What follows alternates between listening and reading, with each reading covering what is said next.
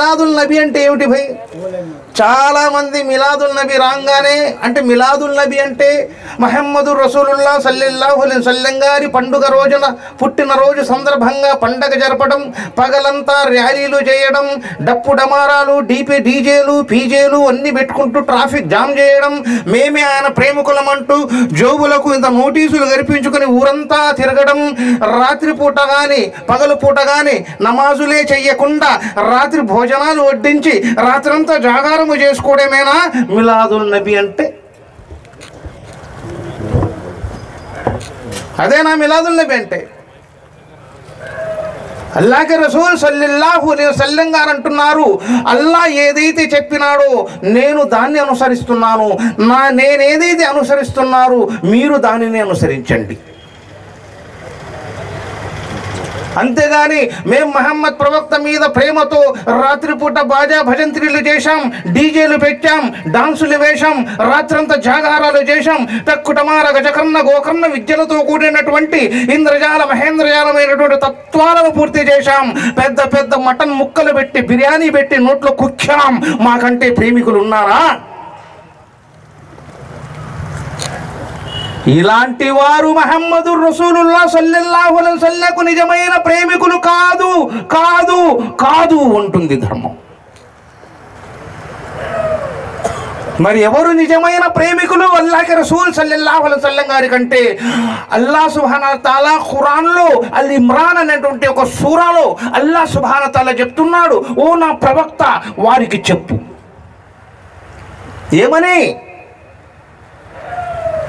ఏమని చెప్పు? ధర్మ సిద్ధాంతాన్ని పాటించమని చెప్పు, ధర్మాన్ని రక్షించమని చెప్పు, నీ యొక్క బాటలో నడవమని చెప్పు, నేనేదే చెప్పానో అదే వారికి చెప్పు. నేను చెప్పిన దానికంటే ఎక్కువ చేసి చెప్పినా తక్కువ చేసి చెప్పినా ఓ ప్రవక్త మేము నిన్ను అడుగుతాం, నిన్ను ప్రశ్నిస్తాం.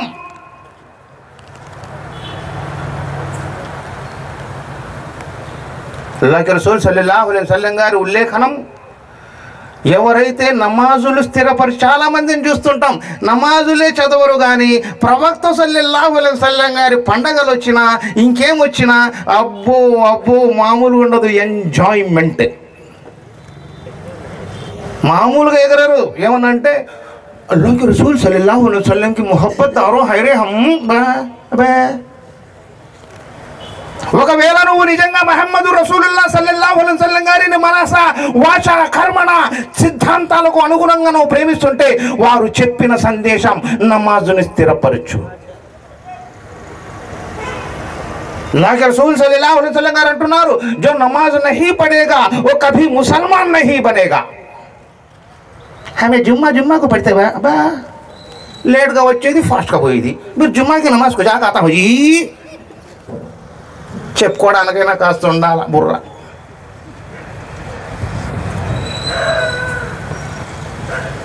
సాఫల్య ఫలాన్ని ఎందుకోవడం, సాఫల్యాన్ని పొందడమే ఇస్లాం యొక్క మార్గం. ఈమాన్ ఎవరి జీవితాల్లో అయితే విశ్వాసం ఉంటుందో, ఎవరి జీవితంలో అయితే సృష్టికర్త తప్ప ఆరాధ్యుడు లేడు అని విశ్వసిస్తారో, ఎవరి జీవితాల్లో అయితే ముహమ్మదు రసూలుల్లాహ్ సల్లల్లాహు అలైహి వసల్లం గారి ప్రేమ అభిమానాలు ఉంటాయో వారు ఇహ పరలోకంలో సాఫల్యాన్ని పొందుతారు. ధర్మో రక్షితే రక్షితః. నువ్వు ధర్మాన్ని రక్షించు, నీకు ఆ ధర్మం రక్షిస్తుంది. విశ్వాసం. చాలా మంది సోదరులు అంటారు, ఒక ముసల్మాన్ ఎలా ఉండాలో తెలుసా సోదరులారా? ఎగ్జాంపుల్ చెప్తా వినండి. ఒక సింహం ఉంది. సింహం 20 గంటలు గుహలో నిద్రపోతుంది. ఎన్ని గంటలు? 20 గంటలు సింహం నిద్రపోతుంది. 4 గంటలు మాత్రమే పనిచేస్తుంది సింహం. 4 గంటలు కూడా వేటాడడానికి ఎందుకు ప్రయత్నం చేస్తుందో తెలుసా? తన దృష్టి అంతా కూడా ఏనుగును వేటాడాలా అన్న ఆలోచనే ఉంటుంది సింహానికి. ఏనుగును ఎందుకు వేటాడుతుందో తెలుసా? ఏనుగు బలమైన జంతువు, పెద్ద జంతువు. కొడితే దాని కుంభస్థలాన్ని కొట్టాలని కష్టపడి దానికి మరణం దగ్గరకు వచ్చిన ఈ 4 గంటల్లోనే ఏనుగును వేటాడి కుంభస్థలాన్ని బద్దలు కొట్టి చీల్చి కుంభస్థలంలో ఉండే ఒక 100 గ్రాముల భాగాన్ని తింటాది సింహం. తిని కొంచెం మాంసం తిని తిరిగి వెళ్ళిపోతాది. తెలుసా మీకు? తిరిగి వెళ్ళిపోతాది. మరి ఇంత పెద్ద జంతువును వదిలిపెట్టి వెళ్ళిపోయింది ఎందుకంటే వేరే ప్రాణుల కోసం, మఖ్లూక్ కోసం. నేను అడవికి రాజుని, వీళ్ళను చూడడం నా బాధ్యతని వేటాడి అక్కడ పడేసి వెళ్ళిపోతాది. ఆ మిగిలిన మాంసాన్ని వేరే వేటాడలేని జంతువులు వచ్చి వాటిని తిని కడుపు నింపుకుంటాయి. ఇది సింహం లక్షణం. అందుకే ఒక ముసల్మాన్ బతుకుతే సింహంలాగా బతకాలా, మనం తినాలా, మిగిలింది మా వారికి సహాయం చేయాలా. ఇది ముసల్మాన్ సిస్టమ్. మనం తింటున్నాం, సంపాదిస్తున్నాం, కొడుకుకు పెడుతున్నాం, కోడలకు పెడుతున్నాం, మనోళ్ళకు పెడుతున్నాం, మనవరాలకు పెడుతున్నాం, వాళ్ళ పిల్లలకు పెడుతున్నాం. అంత అయిపోయిన తర్వాత సబ్కే నామాపు ఫిక్స్ కరాం, తుమ్ నా దేనే క్యా భీ నహీ బా మేరే కనే కళ్యాణాద్భుతాయ కామ రూపేణ. నీవు కళ్యాణం అద్భుతంగా చేసుకోవచ్చు. ఒక సంతకు వెళ్తున్నాం, ఒక దున్నపోతునో ఒక ఎద్దునో బేరమాడుతున్నాం. సరిగా ఉందా లేదా అని కింద మీద మొత్తం కొట్టి చూస్తాం. అవునా? కొడతారా లేదా భయ్? నడిపించి చూస్తారు, చెవులు చూస్తారు, కొమ్ములు చూస్తారు, నాలుక చూస్తారు, అన్ని ఇంద్రియాలు గమనిస్తారు. నచ్చితే ఏం చేస్తారు? అడ్వాన్స్ ఇస్తారు. తర్వాత వచ్చి మొత్తం చెల్లించి ఆ ఎద్దును తీసుకెళ్ళిపోతారు. అవునా? అదేవిధంగా ఈరోజు పెళ్లి కొడుకుల పరిస్థితి. ఒక ముసల్మాన్ భాయ్ ఇంటికి వచ్చి ఆ పెళ్లి కొడుకుని చూడడానికి మొత్తం కిందికి పైకి మొత్తం చూస్తా ఉన్నాడు. ముఖం బాగుందా, ముక్కు బాగుందా, కళ్ళు బాగున్నాయా, పెదాలు బాగున్నాయా, లోపల ఇంద్రియాలు బాగున్నాయా అని అన్ని చూసి వాళ్ళకు ఆ మగపిల్లడు నచ్చితే అప్పుడు కట్న కానుకలలో కొత్త అడ్వాన్స్ ఇస్తారా లేదా? అక్కడ ఎద్దుకు దున్నపోతుకు అడ్వాన్స్ ఇచ్చారు, ఇక్కడ ఈ పెళ్లి కొడుకు అనే ఎద్దుకు అందరూ అడ్వాన్స్ ఇస్తున్నారు. అన్ని ఇచ్చి అడ్వాన్సులు ఇచ్చినాక మాట్లాడుకుంటారు, భయ్ ఫలానా డేట్న పెళ్ళి, వచ్చి మిగతా డబ్బులు కట్టేసి మేము పెళ్లి చేసుకుంటాము అని. అదేవిధంగా వాళ్ళు ఏం చేస్తారు, కొంతకాలం అయినాక మిగతా డబ్బులన్నీ తీసుకొచ్చి కట్టేసి, అయ్యా మీ ఇంట్లో ఉండేటువంటి కోడె దూడను మేము కొనేసినాము, ఇక అడ్వాన్స్ కూడా మిగతాది మొత్తం ఇచ్చేస్తున్నాము అని చెప్పి ఆ కోడె దూడను తీసుకొని వాళ్ళ ఇంటికి వెళ్ళిపోతారు. ఏ కోడె దూడను? అక్కడ ఎద్దు పోయింది, ఇక్కడ ఇంటి కోడె దూడ పోతా ఉంది. ఇంటికి తీసుకెళ్ళినాక ఇంకా ఖతం అయిపోయా, వీళ్ళకి సంబంధం ఉండదు. ఎందుకు? అడ్వాన్స్ ఇచ్చినారు, మొత్తం బిగిచ్చేసినారు, తర్వాత తీసుకొని వెళ్ళిపోయినారు. ఇంటికి పోయిన తర్వాత ఆమె ఏం చేస్తుంది, నేను కొనుక్కున్నా ఈ దూడను, ఈ దూడ నాది కాబట్టి నేను ఇష్టం ఉంటే వాళ్ళ ఇంటికి పంపుతా, లేకపోతే పంపను. అప్పుడు చివరి క్షణంలో ఈ ముసలోళ్ళు ఏం చేస్తారో తెలుసా? అయ్యా మా కొడుకు కోడలు మమ్మల్ని పట్టించుకోవట్లేదు, మాకు అన్నం పెట్టట్లేదు అని పంచాయతీ పెడతారు. ఏమయ్యా ఆ రోజు నీకు సిగ్గు లేదా? నిలబెట్టి సంతలో దూడను అమ్మినట్టు నీ కొడుకును అమ్మేసి మళ్ళీ అన్నం పెట్టలేదని ఏ ముఖం పెట్టి అడుగుతున్నావయ్యా నువ్వు? చెప్పు. ఇస్లాంకు వ్యతిరేకం చేశావు, మహమ్మదు రసూలుల్లాహ్ సల్లల్లాహు అలైహి వసల్లం గారి పద్ధతులకు తూట్లు పడిచావు, ఫాతిమతు జహరా రజియల్లాహు తఆలా అన్హా గారి నికాకు వ్యతిరేకంగా నీ కొడుకు పెళ్లి చేసి ఈ రోజు నా కొడుకు కోడలు నన్ను చూడడం లేదంటే ఏ నోరు పెట్టుకొని అడుగుతున్నావు?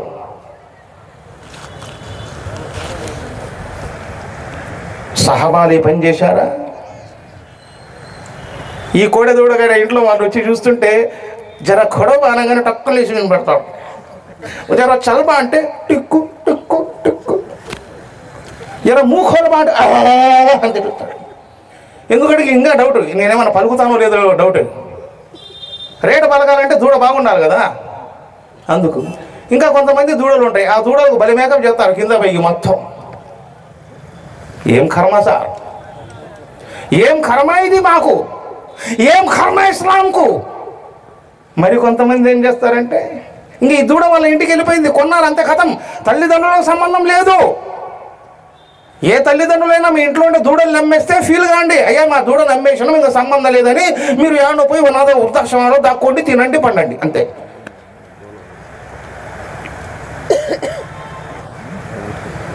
ఏం భయ్, ఏమన్నా సమస్యలు ఏమన్నా నేను తప్పుగా మాట్లాడుతున్నానా? చెప్పండి భయ్, తప్పు మాట్లాడేవాడని చెప్పండి భయ్. లేదుగా? అబ్బా నా అభిమానులు ఎంత భయ్, ఇంత నా అభిమానులు అంటే గుర్తొచ్చారు. ఇక్కడ అబ్దుల్లా శాస్త్రి గారి అభిమానులు ఎంతమంది ఉన్నారు చెయ్యెత్తండి భయ్. ఓ అమ్మో, అల్లా అల్లా. ఈసారి 4 మైళ్ళ నుంచి పోటీ చేస్తా భయ్, ఒక్కడోటి ఇడు. ఒక్క కార్పొరేట్ కాదు, ఒక్క ఓటు నాకు రాదు. ఎందుకు? తుమ్మ దీని మీద అభిమానం పోలే. రాజకీయాల్లో మాది మాకే, మేము వాళ్ళ కాడ కాళ్ళు పట్టుకొని నిలబడి సోమ అంటున్నాం. రాజా మనకెందుకయ్యా? అల్హమ్దులిల్లా సత్యంత వరకు కూడా సహాబాలు కోరినట్టు మరణించేటప్పుడు కలమా చదివే అదృష్టం వస్తే అది చాలు మాకు. ధనము రాదు, ధాన్యము రాదు, చక్రవర్తులు పోయినారు, రాజులు పోయినారు, రాజ్యాలు పోయినాయి, ధూమశకట వాహనాలు పోయినాయి, అద్వితీయమైనటువంటి పరిణామితమైనటువంటి భోజనశాలలు పోయినాయి, మంత్రులు పోయినారు, ప్రజలు పోయినారు, యోధులు పోయినారు, రాజులు పోయినారు, అశ్వమేధ యాగాలు పోయినాయి, యజ్ఞాలు పోయినాయి, హోమాలు పోయినాయి, దర్జాలు పోయినాయి, చివరికి మట్టిలో కలిసిపోయినారు. మట్టిలో కలిసిపోయినారు. ఏది రాదు మనంబడి. వస్తాదా? రాదు. అందుకోసమే అల్లాకు భయపడాలి. ఆ అల్లా అనేవాడు ఒకడున్నాడు, అతన్ని ఆరాధించాలి. మరి కొంతమంది పెళ్ళిళ్ళు చేసే సమయంలో నేను యువత గురించి మాట్లాడుతున్నా ఎక్కువ శాతం. ఎందుకంటే ఈరోజు దీనిలో చాలామంది యువకులు వెనకబడ్డారు. జుమ్మా రోజు నమాజ్కు రావడానికి ముందే వచ్చి మసీదు పక్కనే ఖాళీ స్థలాలుంటే మెట్ల మీద కూర్చొని సెల్ ఫోన్ ఆన్ చేసుకొని ఉప్పర్ క్యా హై నిచ్చే క్యా హై, ఉప్పర్ క్యా హై నిచ్చే క్యా హై అని కొట్టుకొని ఖుత్బా స్టార్ట్ అయ్యేటప్పుడు మసీదులోకి వస్తున్నారు నౌజవాన్. నవ యౌవన పద పూజ్యత నవ యువక లోక సాధిక సాధ్యమైనటువంటి నీ సాధనలో నీ కృషి ఎంత? నవ యౌవనపు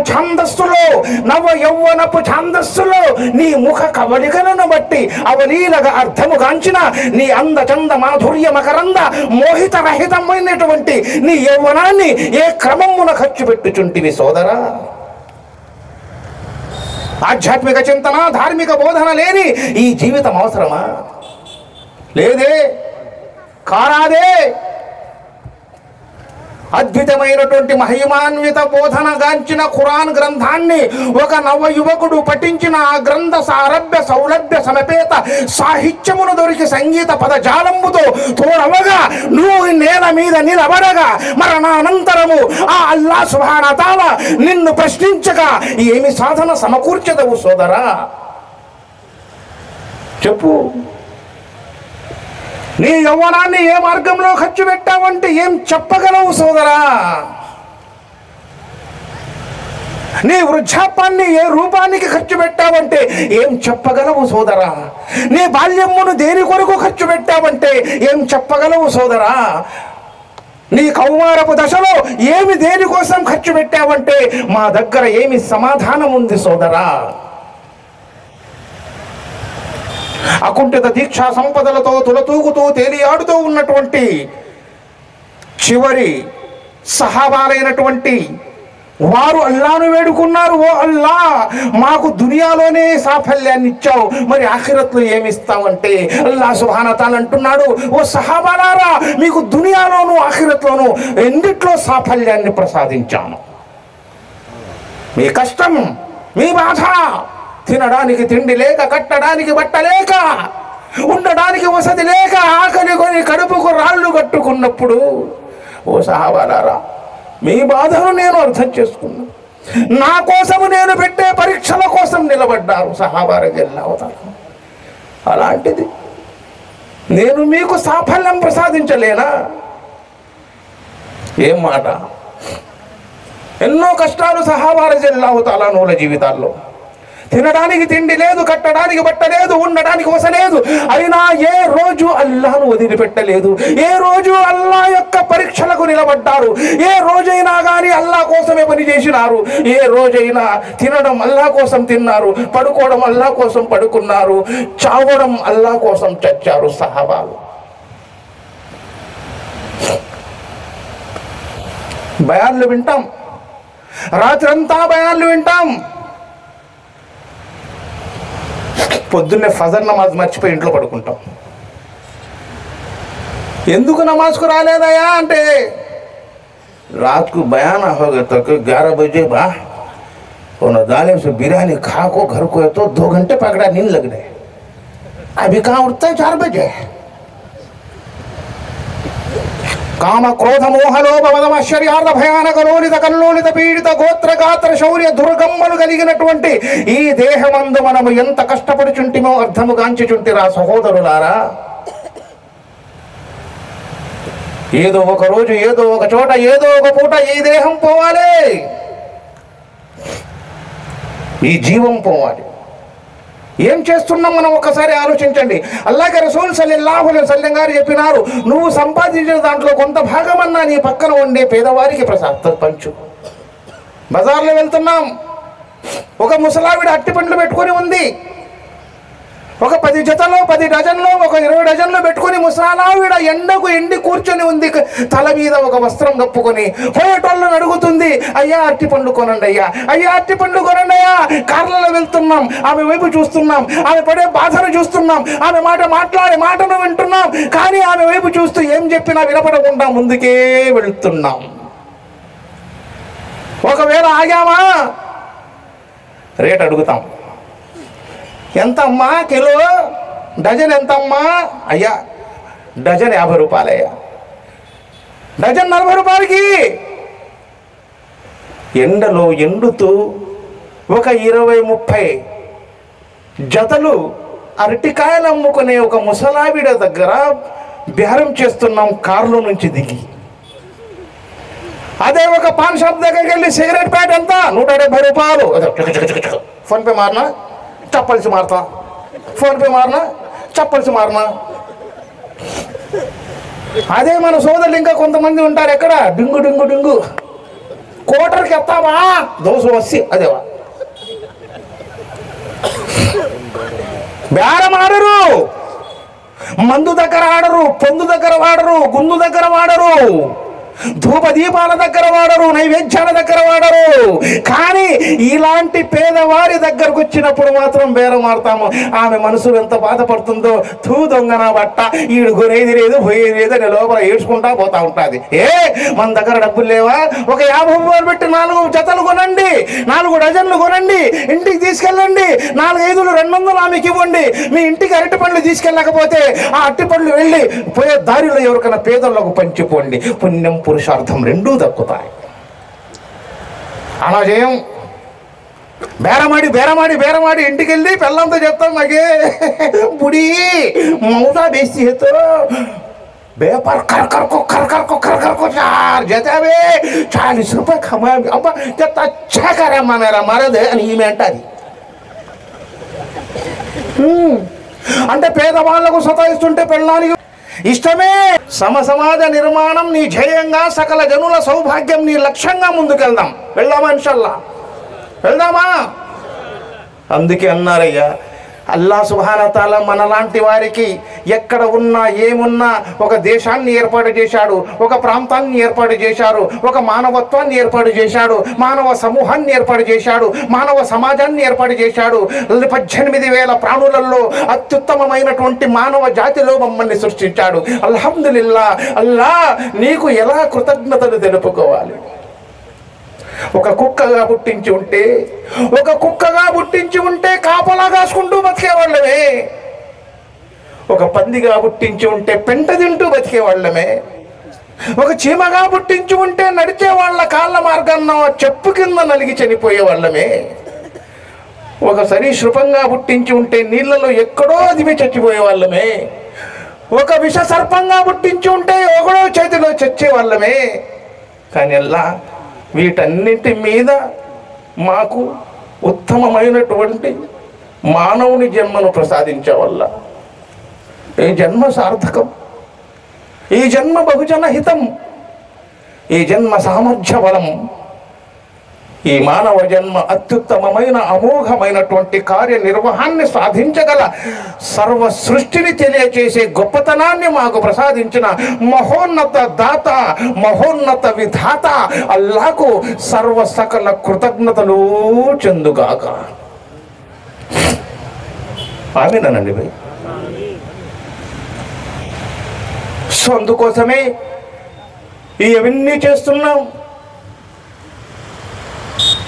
పెళ్ళి మానవ జీవితంలో అతి ముఖ్యమైనటువంటి నికా సంప్రదాయం. నికా ఎలా జరగాలి అన్నది మన పెద్దలు చెప్తుంటారు. నేను ఒకసారి కృష్ణా జిల్లాలో ఒక జుమ్మా ప్రోగ్రాం వేయించిన పూనా. ఆ రోజు అక్కడ పెళ్ళి జరుగుతూ ఉంది. పెళ్ళి కూడా ఎలా తెలుసా, సాయిబుల పెళ్ళే. దానికి మొత్తం ఇంతకుముందు చెప్పాను అనుకుంటా, మీకు చెప్పానా? సరే వినండి, మళ్ళీ ఏం పోయింది. వింటూ అనగననగ రాగ మతశీలుచునుండు తినగ తిన్నగ వేము తీయనుండు సాధనమున పనులు సమకూరు ధరలోన అన్నాడుగా ఒక కవి, అన్నాడా లేదా? సో మళ్ళీ విందాం. ఒకసారి వెళ్ళాము. వెళ్ళి ఆ రోజు జుమ్మా ప్రోగ్రాంకి వెళ్ళాము. జుమ్మా కోసం సరే ముందుగానే పెళ్లి కొడుకుని సిద్ధం చేస్తున్నారు. మమ్మల్ని పిలిచినారు. హజరత్ వచ్చి కాస్త దువా చేసి మేము పోయేసరికి అక్కడ పెళ్లి కొడుకుని బాగా బ్రహ్మాండంగా కూర్చోబెట్టు. నేను చెప్పానుగా మొత్తం కట్టేసి తీసుకుపోతారని. సరే ఆ పెళ్లి కొడుకు వైట్ అండ్ వైట్ వేసినారు. నడుము ఒక బెల్ట్ కట్టినారు. బెల్ట్కి వచ్చేసి, బెల్ట్ అంటే ఎర్ర బట్ట ఒకటి, మధ్యలో కొబ్బరి చిప్ప పెట్టిండ్రు ఒకటి. సో నేను వెళ్ళాను, అడిగినాను,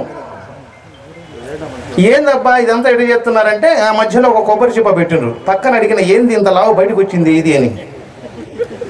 అంటే ఇది కొబ్బరి చిప్పలే హజరత్. ఎందుకయ్యా అంటే, గుర్రం మీద కూర్చోబెట్టి ఊరుకొని తిప్పుతా ఉంటారు హజరత్, మధ్యలో ఈయనకి ఆకలి అయితే చిప్ప బిక్కుని తింటారు.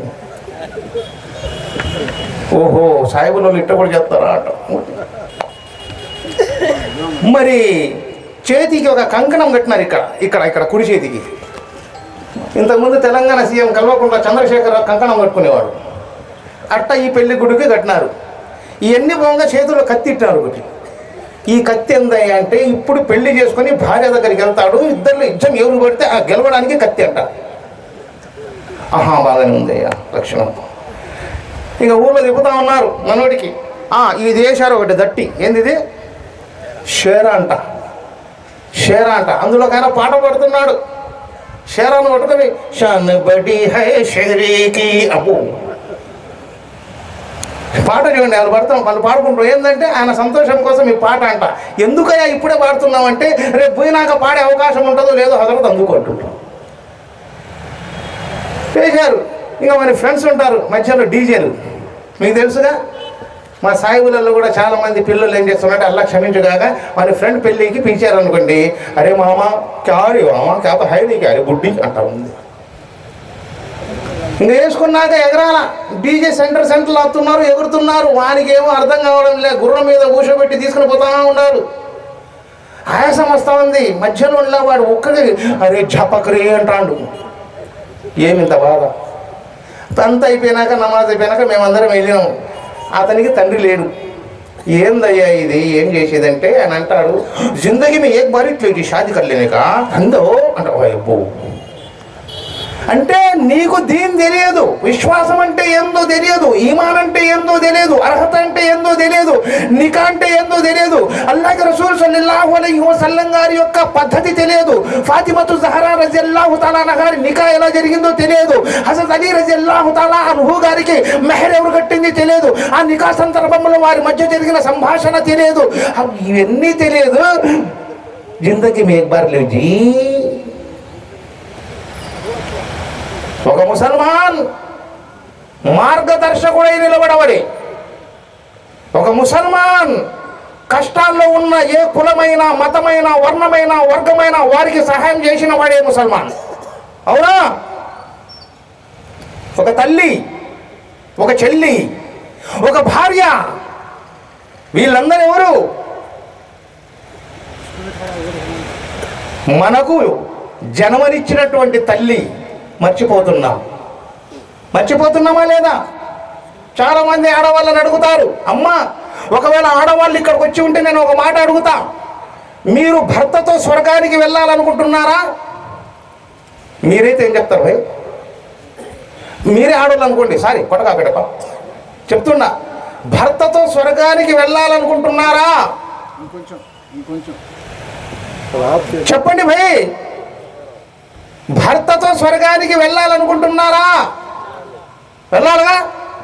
మరి భర్తతో స్వర్గానికి వెళ్ళాలి అనుకున్నప్పుడు మరి భర్త ఇంకొకరికి కొడుకు కాబట్టి ఆ తల్లి పాదాల కింద ఈ కొడుకుకు స్వర్గం ఉందా? తల్లి పాదాల కింద కొడుక్కి స్వర్గం ఉందా? మరి తల్లి పాదాల కింద కొడుక్కి స్వర్గం ఉన్నప్పుడు నువ్వు కోడలిగా వచ్చి మరి నువ్వు ఆ తల్లికి కూడా చూడకుండా నిలబడితే మరి ఆ కొడుక్కి స్వర్గం ఎలా వస్తా ఉంది? ఆ తండ్రి భర్త ఎంబడి నువ్వు ఎలా స్వర్గానికి వెళ్తావు? ఆలోచించండి, ఎలా వెళ్తావు? చాలామంది అంటారు, పెళ్లి చేసుకొని కొత్తగా కోడళ్ళు, అమ్మా పుప్పు పుప్పు ఆమె తుమ్మ కరకుదాలని వేసో మీరు మరక్కు మేము కర్లితమంటారు కొంతమంది. ఇది వ్యతిరేకం, ఇది వ్యతిరేకం. మానవత్వంగా చెయ్యి, మానవత్వంగా చెయ్యి. ఎందుకంటే అల్లాహ్ సుబ్హానా తాలా భక్తులను పరీక్షిస్తాడే గాని శిక్షించడు సోదరులారా, శిక్షించడు. అల్లాహ్ సుబ్హానా తాలా భక్తులను పరీక్షిస్తాడే గాని శిక్షించడు. కానీ ఈరోజు మనలో ఎంత స్వార్థం. అల్లాహ్ రసూల్ సల్లల్లాహు అలైహి వసల్లం గారు చెప్తున్నారు, నీ హృదయములో ఆవగింజంత గర్వము ఉన్నను నువ్వు స్వర్గానికి హక్కుదారుడవు కాదు. నీ హృదయములో ఆవగింజంత గర్వము ఉన్నను స్వర్గానికి హక్కుదారుడవు కావు అన్నప్పుడు ఆవగింజ ఏం కర్మ, గుమ్మడికాయ అంత గర్వం ఉంది మా మనసులో, గుమ్మడికాయ అంత గర్వం.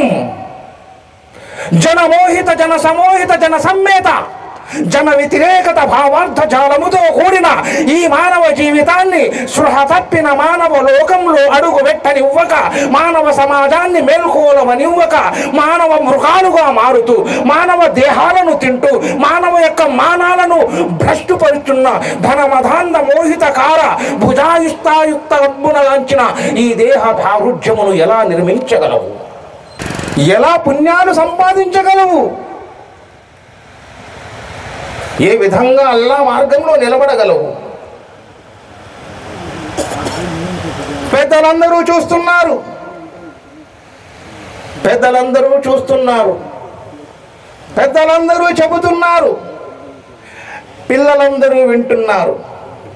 చెప్పేది ఒకరైతే వినేది ఒకరైతే, ఆచరించేది మరొకరైతే, వినకుండా కూర్చుండేది ఒకరైతే, ఇంపున సొంపున కంపున లేకుండా మరొకరైతే. అందుకే నమాజులు ముఖ్యంగా నమాజు సోదరులారా గుర్తుపెట్టుకోండి, నమాజు మన జీవితాల్లో వెలుగును ప్రసాదిస్తుంది. నమాజు లేని జీవితాల్లో అశాంతిని ఉంటుంది. నమాజు ఉన్న హృదయాలలో గౌరవం ఉంటుంది. నమాజు ఉన్న హృదయాలలో ప్రేమ ఉంటుంది, అభిమానం ఉంటుంది, ఆప్యాయత ఉంటుంది, మమకారం ఉంటుంది, జాలి ఉంటుంది, గొప్పతనం ఉంటుంది. హృదయ విదారకమైన శోధిత బాధాయుక్త సమ్మోహిత సమూహమైనటువంటి ప్రేమను అలకబోసి ఉంటుంది నమాజు కలిగిన ఇళ్లల్లోని హృదయాలు. కానీ ఇప్పుడు ఇంతమంది వచ్చినారు, అల్హమ్దులిల్లా. జనమోహిత జన సమ్మోహిత జన ప్రళయ జన ప్రమోద జనమాన మాషల్లా మాషల్లా. నిజం చెప్పండి భయ్, ఇందులో 5 పూటల నమాజ్ చేసేవాళ్ళు ఎంతమంది ఉన్నారు? చేయొద్దండి. అల్హమ్దులిల్లా అల్హమ్దులిల్లా భయ్ జుమ్మాకు ఒకసారి వచ్చాను, చేయొద్దండి. అబ్బో లాస్ట్ ఎత్తిండ్రు మహానుభావుడు గొప్ప. జుమ్మాకు పోయి ఎంత పోయి లేకొకసారి ఎత్తండి, ఇబ్బంది ఏం లేదులే. జుమ్మాకు ఒకసారి వచ్చాను, చేయొద్దండి. ఎత్తాలనుకున్న పక్కన చూసుకుంటారు ఎట్ట. సరే భయ్, నేనేం బాధ కోపంతో చెప్పలే భయ్, ఇష్టంతో చెప్పిన, ఇష్టంగా చెప్పిన, భావోద్వేగాలతో చెప్పిన, బాధాకరమైన సప్తమైనటువంటి వినయ విధేయులతో చెప్పిన.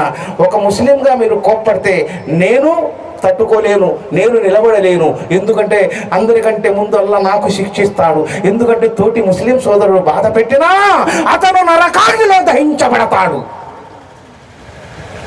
నువ్వు ఎంత పాండిత్యం చేయి, ఎన్ని పుస్తకాలు చదువు, ఎంతమందికి విద్యాబోధన కాంచు, ఎంతమందికి హజ్ యాత్రలు చేపించు, నువ్వు ఎన్ని హాజీలుగా మారు, ఎంత సమ చేయి, కానీ నీ పక్క ఉండే ముస్లిం సోదరుడి యొక్క మనసు నువ్వు బాధ పెడితే అల్లా బాధపడతాడు. ఒక హాజీ సాబ్ ఒక ఆటోలో వెళ్తున్నా, ఒక హాజీ సాబ్, భయ్ నా ముఖం కనపడుతుందా మీకు? అయ్యా ఇప్పుడు మా జహాంగీర్ మౌలానా తెల్లగా ఉంటారు, నా వెనకాల కూర్చున్న వాళ్ళందరూ తెల్లగానే ఉంటారు, కరెంట్ లేకపోయినా మినుకు మినుకు మినుకు అంటూ వెలుగులో ఉంటారు. మంది అసలే ఆ ప్రపంచం.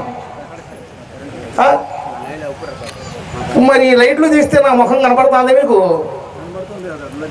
వెనక ఇలా బాగా ఈపు బాగానే కనపడుతుంది, పక్కనే ఉన్నారు కాబట్టి. నా ముందు మీకు కనపడుతుందా? సర్లేండి పోయి కనపడుతుందని ఊహించుకోండి. ఎట్లా నా ఫోటో మీ దగ్గర ఉందిగా అయ్యా, నా ఫోటో ఉంది కదా, ఇతరే అబ్దుల్లా శాస్త్రిని ఊహించుకోండి. ఒక హాజీ సాబ్ ఆటోలో వెళ్తున్నారు, ఆటోలో దిగారు.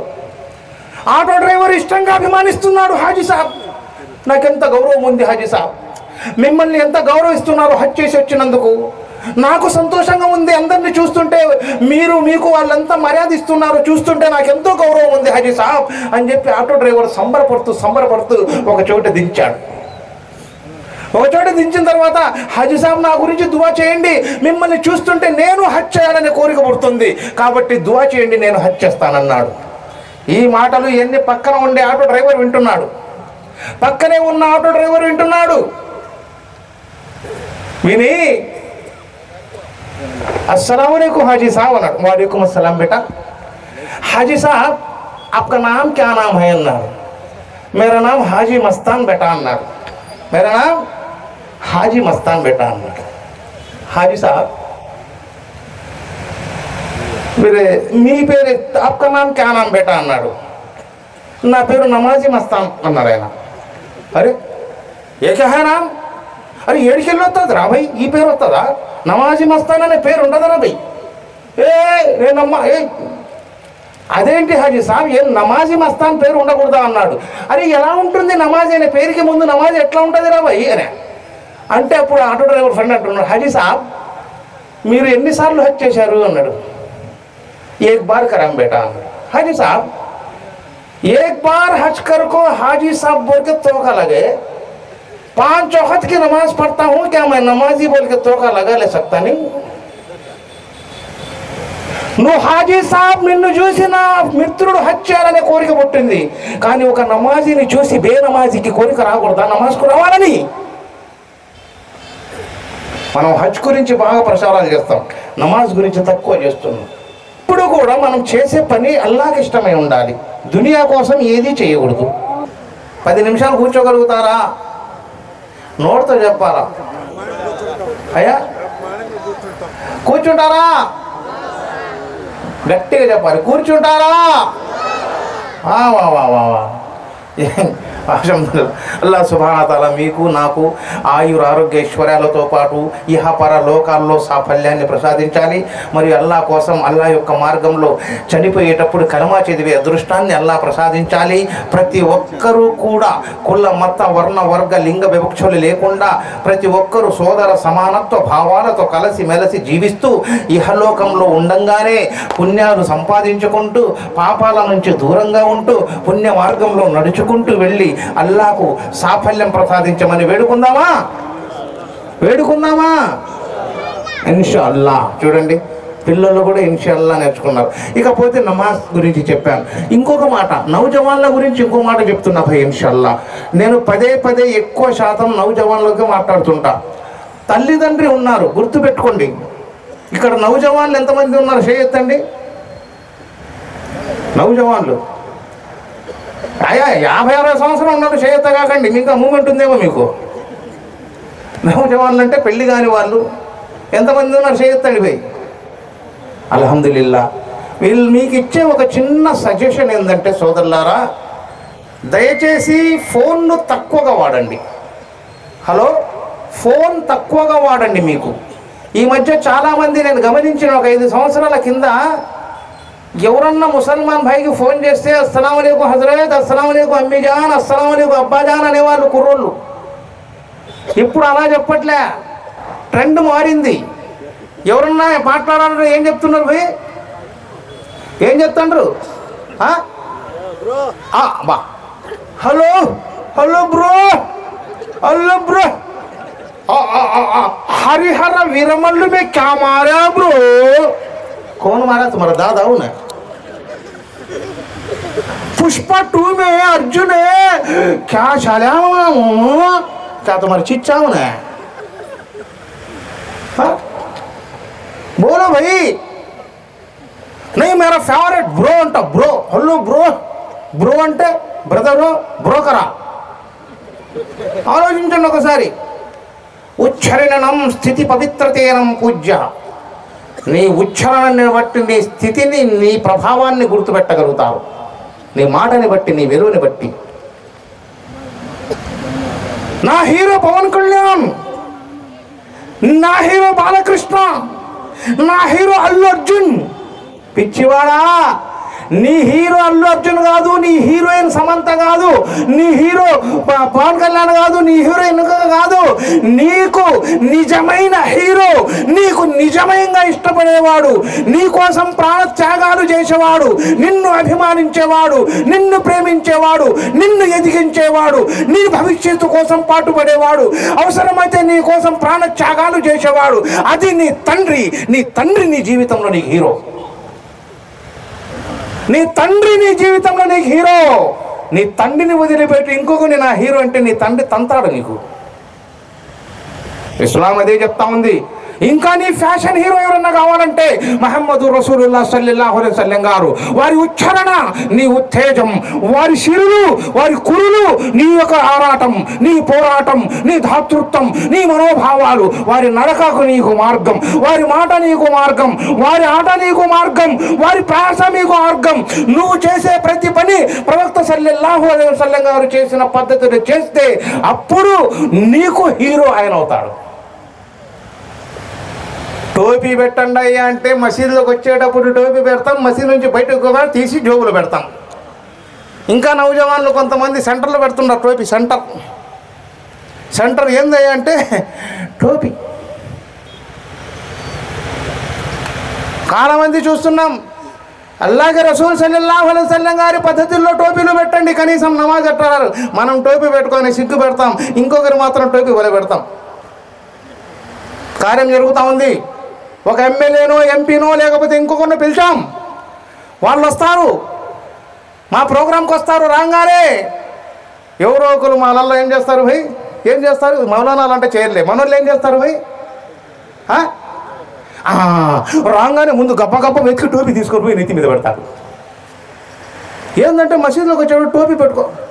మసీదులోకి వచ్చేటప్పుడు టోపీ పెట్టుకున్నా పెట్టుకోకపోయినా నీ మనసులో మలినం లేకుండా మసీదులోకి రానాయనా.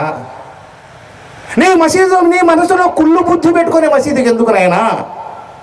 నీ మనసులో దుర్మార్గపు లక్షణాలు పెట్టుకుని మసీదులోకి ఎందుకు నాయనా? నీకంత దుర్మార్గపు విధానాలు పెట్టి మసీదులోకి ఎందుకు నాయనా? ఎవరు నాకు హిందూ సోదరుడు మసీదులోకి వస్తే కొంతమంది అంటారు, అబ్బా వద్దు. ఎందుకొద్దు? అల్లా పిలిచినాడు, అతను వచ్చినాడు. కూర్చోబెట్టు, కుర్చీ మీద కూర్చోబెట్టు, ఏదన్నా ప్రోగ్రామ్కి పిలు, అతని శాలువా కప్పు, కౌగిలించుకో.